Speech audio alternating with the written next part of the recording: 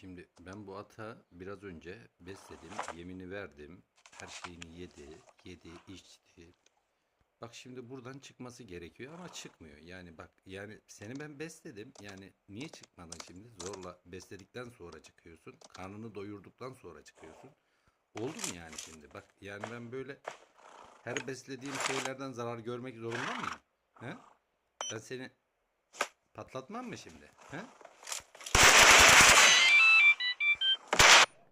Ee, Yani beni yolda yarı yolda bırakırsan ben seni patlatırım. Yani yoluma da devam ederim. Sonra bisikletimle giderim. Beni yarı yolda bırakan kimse onunla ilişkimi keserim. Hadi hoşça kalın.